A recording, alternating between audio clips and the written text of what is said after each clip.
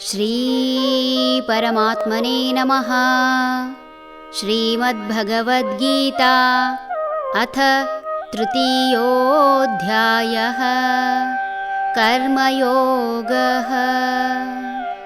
ದೇವಾನ್ ಭಾವಯತಾನೇನ ತೇ ದೇವಾ ಭಾವಯಂತು ವಃ ಪರಸ್ಪರಂ ಭಾವಯಂತಃ ಶ್ರೇಯಃ ಪರಮವಾಪ್ಸ್ಯಥ್. ಯಜ್ಞದಿಂದ ನೀವು ದೇವತೆಗಳನ್ನು ತೃಪ್ತಿಪಡಿಸಿರಿ, ಆ ದೇವತೆಗಳು ನಿಮ್ಮನ್ನು ಪೋಷಿಸುತ್ತಾರೆ. ಹೀಗೆ ಒಬ್ಬರನ್ನೊಬ್ಬರು ತೃಪ್ತಿಪಡಿಸುತ್ತಾ ಉತ್ಕೃಷ್ಟವಾದ ಶ್ರೇಯಸ್ಸನ್ನು ಪಡೆಯುವಿರಿ. ಉತ್ತಮ ಕಾರ್ಯದಿಂದ ಯಜ್ಞ ಭಾವದಿಂದ ಯಾರನ್ನು ತೃಪ್ತಿಪಡಿಸಿದರೂ ಪ್ರತಿಫಲ ನಿಶ್ಚಿತ.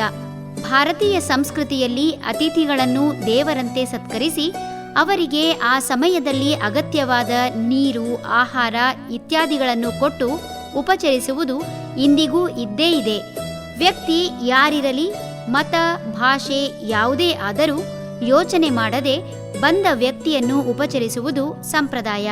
ನಗರಗಳಲ್ಲಿ ಭದ್ರತೆ ದೃಷ್ಟಿಯಿಂದ ಹಾಗೂ ಸಾಕಷ್ಟು ಕೆಟ್ಟ ಪ್ರಕರಣಗಳು ಆದ ಕಾರಣ ನಗರದಲ್ಲಿ ಹಳ್ಳಿಯಂತೆ ಎಲ್ಲರನ್ನೂ ಉಪಚರಿಸುವುದು ಕಡಿಮೆಯಾದರೂ ಅತಿಥಿ ಎಂದಾಗ ಅವರ ಆ ಹೊತ್ತಿನ ಬಾಯಾರಿಕೆ ಹಾಗೂ ಹಸಿವು ನೀಗಿಸುವುದು ನಿಶ್ಚಿತ. ಆದರೆ ಯಾರೂ ಸಹ ಪ್ರತಿಫಲ ನಿರೀಕ್ಷೆ ಇಟ್ಟುಕೊಂಡು ಉಪಚರಿಸುವುದಿಲ್ಲ. ಬದಲಾಗಿ ಹಸಿವಿನಿಂದ ಬಂದ ವ್ಯಕ್ತಿಯನ್ನು ತಮ್ಮಂತೆ ತಿಳಿದು ಉಪಚಾರ ಮಾಡುವುದು ಸಂಪ್ರದಾಯ. ಈ ಸಂಪ್ರದಾಯ ದೇಶದ ಎಲ್ಲಾ ಭಾಗಗಳಲ್ಲೂ ಇದ್ದದ್ದೇ. ಈ ವಿಷಯದಲ್ಲಿ ಭಾರತೀಯರು ಹಿಂದಿನಿಂದ ಇಂದಿನವರೆಗೂ ಯಜ್ಞ ಭಾವದಿಂದ ಮಾಡುತ್ತಿರುವುದು ಹಾಗೂ ಅದರಿಂದ ಎಲ್ಲರಿಗೂ ಒಳ್ಳೆಯದಾಗಿರುವುದನ್ನು ಬಹುತೇಕ ಜನರು ತಿಳಿದಿದ್ದಾರೆ. ಭಾರತೀಯ ಸಂಸ್ಕೃತಿ ಆತಿಥ್ಯಕ್ಕೆ ಹೆಸರಾಗಿರುವುದು. ಯಜ್ಞ ಭಾವದಿಂದ ಮಾಡಿದ ಪ್ರತಿ ಕೆಲಸವೂ ಫಲ ನೀಡುತ್ತದೆ ಎನ್ನಲು ನಮ್ಮ ದೇಶದ ಅತಿಥಿ ಸತ್ಕಾರದ ಮಾದರಿಯೊಂದೇ ಸಾಕು. ಹರಿ ಓಂ.